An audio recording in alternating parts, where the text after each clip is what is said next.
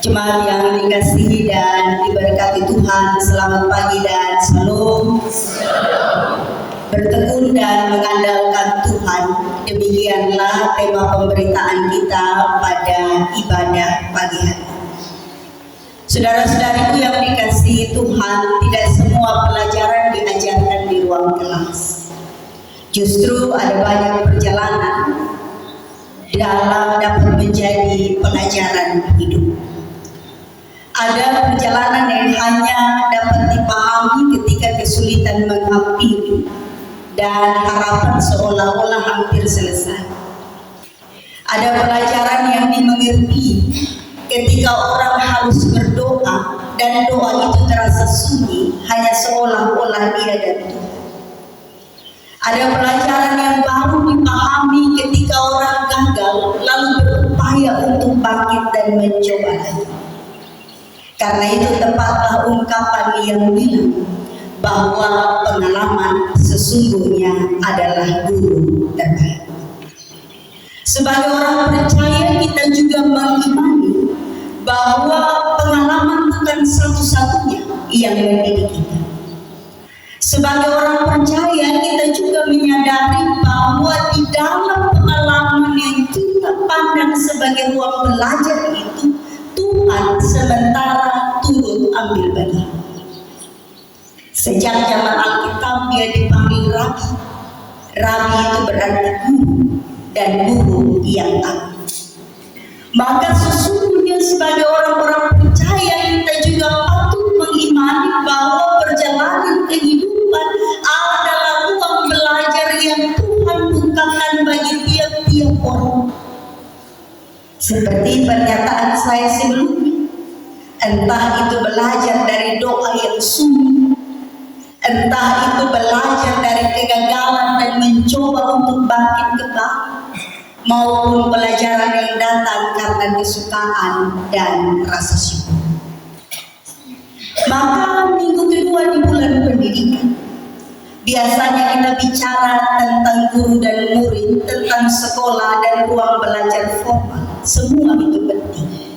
Tapi hari ini kita akan belajar untuk mengetahui bahwa firman Tuhan mengingatkan pendidikan yang datang dari Tuhan lewat pengalaman-pengalaman hidup akan menjadi ruang belajar yang kuat bagi tiap-tiap orang yang menyebut diri sebagai murid Kristus. Dalam sekolah bersama-sama Kristus, dalam tanda petik, Kristus tidak hanya ingin mendapat orang-orang yang pintar. Ia tidak hanya ingin mencapai manusia-manusia cerdas. Tetapi dalam ruang hidup dan belajar bersama Kristus, ia hendak menghasilkan manusia yang matang. Dalam karakter, dalam iman, manusia yang bijaksana, dan manusia yang penuh hikmat untuk menimbang dalam hidup. Cuma ada persoalannya. Soalnya adalah kita sering memiliki cara berpikir yang pasti berbeda dari Allah. Kita pikir pendidikan yang baik itu adalah pendidikan yang mudah didapat. Kita berharap hidup tanpa hambatan sebagai ruang belajar. Kita berharap doa yang segera terjawab sebagai tempat untuk belajar. Masalah yang mudah selesai, jalan hidup yang lancar. Tapi kenyataannya kan tidak selalu demikian. Disitulah Yakobus bicara kepada jemaat yang sementara mengalami tekanan, penderitaan, bahkan penganiayaan. Yakobus bilang, anggaplah sebagai satu kebahagiaan apabila kamu jatuh dalam berbagai pencobaan. Ini kalimat yang gagal secara logis. Karena ketika kita omong pencobaan, yang jatuh sama dengan dia adalah penderitaan. Dan ketika omong penderitaan, yang jatuh sama dengan dia adalah keluhan. Justru menjadi gagal, menjadi aneh kalau ada orang mencoba berbahagia di antara pencobaan hidup. Yakobus sesungguhnya jemaat tidak sedang memuliakan penderitaan, lalu memaksakan semua orang untuk ketawa-ketawa seperti orang tak waras dalam penderitaan. Dia sedang mengajarkan bahwa sesungguhnya dalam konteks jemaat waktu itu yang penuh penderitaan, Tuhan sementara mengadakan ruang untuk belajar. Yakobus menegaskan bahwa tidak ada penderitaan, tidak ada pencobaan, tidak ada kesulitan yang kalau dijalani bersama Tuhan sia-sia di dalam Tuhan. Maka Yakobus menulis surat ini kepada orang-orang percaya yang hidup di perantauan. Orang-orang dalam perantauan itu dalam tanda petik seperti kehilangan mereka punya akar, karena mereka harus hidup menyatu di tempat dan orang di mana bukan tempat mereka. Mereka juga kehilangan rasa aman. Dalam konteks jemaat, ketika surat Yakobus ditulis, ada penolakan besar-besaran terhadap kehadiran mereka. Bahkan mereka juga mengalami tekanan karena mempertahankan iman kepada Kristus. Doa-doa orang waktu itu sederhana, Tuhan kasih keluar kami dari ini pencobaan. Tapi Yakobus justru menulis surat mengatakan kepada jemaat bahwa kalau kamu bertekun di dalam Tuhan, pencobaan ini menghasilkan karakter Tuhan. Ketekunan di sini bukan soal rajin saja. Ketekunan di sini bukan sekedar kuat tahan derita, karena orang bisa jadi sakit mental. Tapi ketekunan di sini adalah kesetiaan untuk terus berjalan bersama-sama dengan Tuhan, meskipun yang dihadapi adalah jalan-jalan yang tidak mudah. Ketekunan itu bukan label untuk orang yang tidak pernah lelah. Ketekunan itu bukan gelar kepada orang yang tidak pernah gagal. Ketekunan itu adalah langkah yang diambil orang-orang percaya yang memutuskan jalan terus meski kadang dia lelah, bahkan mungkin kegagalan mengancam di depan mata. Ini cara dan ruang Allah bekerja. Jemaat yang terkasih, kita sering sekali meminta Tuhan mengubah keadaan. Tetapi dalam konteks Yakobus, Tuhan lebih dahulu ingin mengubah manusia dan cara pandangnya terhadap pencobaan dan penderitaan. Karena keadaan yang baik belum tentu menghasilkan manusia yang baik.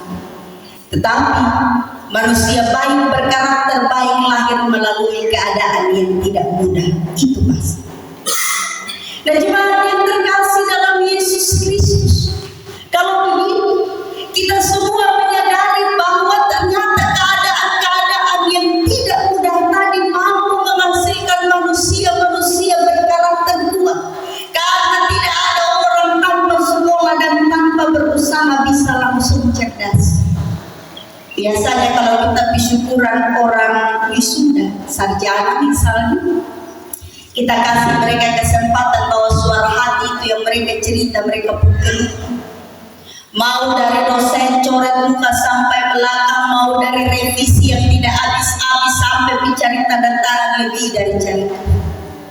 Maka tidak ada sesungguhnya pencapaian maupun karakter hebat yang didapat dari kemudahan. Semua mesti bergumul, semua mesti berjuang, dan itu butuh kesabaran. Demikian Tuhan Allah mendidik orang-orang di dalam. Tuhan tidak mendidik orang hanya karena dia mampu mencari jalan tercepat dari masalah yang dia alami. Tuhan justru mendidik orang dari pribadi yang lemah menjadi kuat ketika dia berupaya dengan dewasa berproses dengan pengalaman-pengalaman. Maka dalam keluarga, pekerjaan, pendidikan, pelayanan, apa saja, jangan buru-buru berpikir bahwa ini kesusahan sama dengan murka Tuhan. Jangan buru-buru berpikir pencobaan adalah penolakan dari Tuhan. Juga jangan segera mengklaim bahwa karena kita berair mata itu berarti kasih Tuhan meninggalkan kita. Yakobus bilang kepada jemaat Tuhan, dalam cara Tuhan mendidik, orang bisa belajar dari kemudahan, tapi banyak kali kita belajar dari tantangan hidup. Yang kedua, kekasih-kekasih Tuhan sekalian, setelah bicara tentang pencobaan, Yakobus bicara tentang hikmat. Kenapa? Karena persoalan terbesar dalam hidup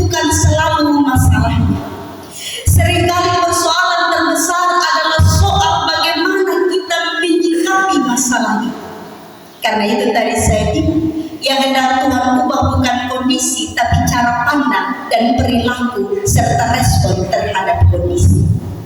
Doa-doa orang pada masa surat Yakobus ditulis, Tuhan lepaskan kami dari pencobaan, Tuhan hilangkan ini masalah, Tuhan selesaikan bagi kami. Tapi Yakobus mengajak mereka berdoa lebih dalam, Tuhan beri hikmat dalam menghadapi masalah. Membaca Amsal Salomo kita tahu hikmat itu bukan ukuran kepintaran. Hikmat adalah kemampuan untuk melihat hidup dari cara pandang dan pertimbangan Tuhan Allah. Guru membutuhkan hikmat untuk mendidik, bukan sekedar mengajar. Orang tua butuh hikmat untuk membesarkan anak-anak, bukan hanya hidup untuk memenuhi kebutuhan mereka. Para pelajar butuh hikmat agar tidak hanya kejar nilai, tapi jujur dalam berproses. Dan kita semua butuh hikmat agar tidak mudah menyerah dalam hidup ini. Kabar baiknya adalah Tuhan Allah kasih hikmat waktu demi waktu. Tuhan tidak pernah pelit berbagi hikmat. Dia hanya sejauh meminta dalam doa seperti Salomo meminta kepada Tuhan. Yakobus kemudian beri peringatan bahwa kalau hikmat menjadi bahagian orang-orang percaya, maka jangan hidup mendua hati seperti ombak yang diombang-ambingkan angin. Hari ini percaya, besok putus asa. Hari ini berdoa, besok lebih percaya pada kekuatan sendiri daripada kepada Tuhan.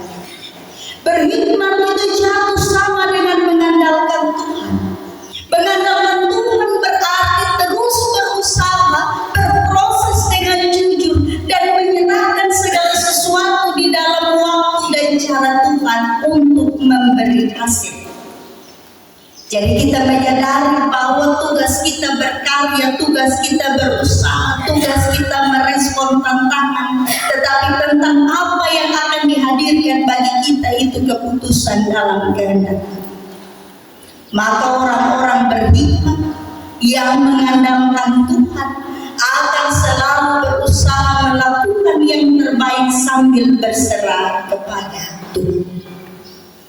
Hal yang paling terakhir, surat Yakobus mengingatkan bahwa Tuhan menginginkan orang-orang percaya hidup dalam kombinasi yang seimbang antara bertekun berjuang dari kekuatan pemberian Tuhan dan tidak lupa mengandalkan Tuhan di dalam setiap perjuangan. Kalau kita mau mencoba buat ini menjadi lebih sederhana, tema hari ini bermaksud bilang hidup dalam prinsip berora-eklam. Bekerja dalam ketekunan tanpa memandang bahwa kegagalan ada di depan mata. Bekerja dengan sungguh-sungguh tanpa takut akan tantangan yang tersedia bagi kita. Bekerja dengan sungguh-sungguh dalam hikmat, dalam ketekunan, karena sungguh semua adalah pemberian Tuhan.